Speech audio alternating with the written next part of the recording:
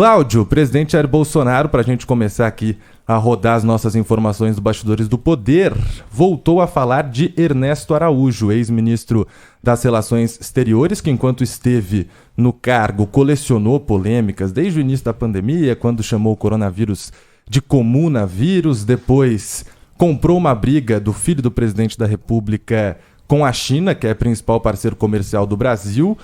E a gota d'água, talvez, dele dentro do ministério foi aquela briga pelo 5G, insinuou algumas acusações à presidente da Comissão de Relações Exteriores do Senado, a Cátia Abreu. Passou por aquele processo de fritadeira, né? Foi se fritando no cargo até que ficou insustentável a permanência dele como chanceler. O presidente Jair Bolsonaro deu uma declaração em relação a ele. Exatamente, Vitor. Eu conversei com o presidente da República e ele fez, digamos assim, quase com a meia-culpa, um reconhecimento de más escolhas que ele fez na sua primeira equipe ministerial. O presidente, inclusive, quando ele falou isso, ele revirou os olhos assim, se o governo começasse agora, né? Ele queria resumir com isso a condição que hoje tem, muito melhor, de conhecer mais pessoas, as pessoas, inclusive, mais adequadas para ocupar os cargos que qualquer governo, mas, sobretudo, um governo federal exige na ocupação de ministérios.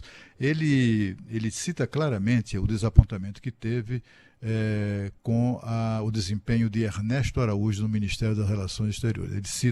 Ele citou nessa conversa o ex-chanceler como um grande equívoco dele no governo, né? Ele fica inclusive com um semblante meio assim entristecido quando fala sobre isso, mas aí logo na sequência ele logo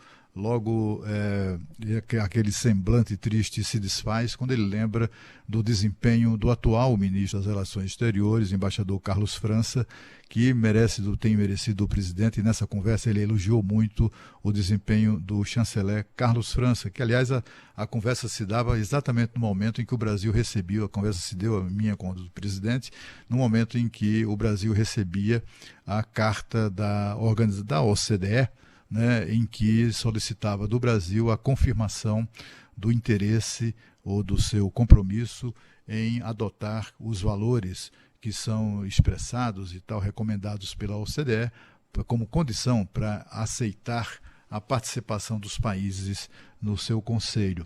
E o presidente Jair Bolsonaro, ele falando sobre Ernesto Araújo, falou muito rapidamente, mas ele disse que, lamentando, né, que depois que Ernesto Araújo deixou o cargo, virou inimigo dele. A expressão é dele, né? Virou inimigo.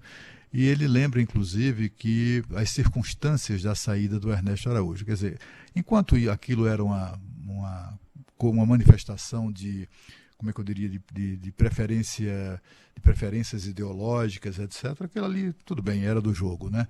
O problema é quando o Ernesto Araújo virou um empecilho para o governo, né? O presidente me disse que teve uma conversa com Ernesto Araújo quando ele resolveu brigar ou comprar uma briga com a presidente da Comissão de Relações Exteriores do Senado, na época, a senadora Cátia Abreu, que é exatamente a questão do 5G que você se refere, né?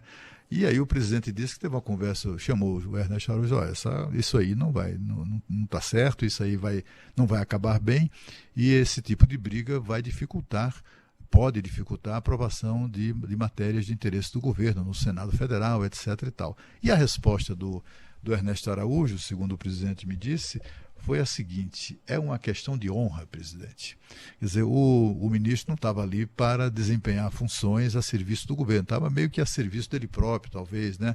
A serviço da própria ideologia. Não que seja uma ideologia diferente, o ex-ministro, tanto quanto o atual presidente, é de direita, né?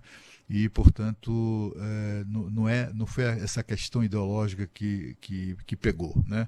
O que pegou mesmo foi quando o então ministro Ernesto Araújo virou um problema para o governo. Aí ele teve que ser demitido.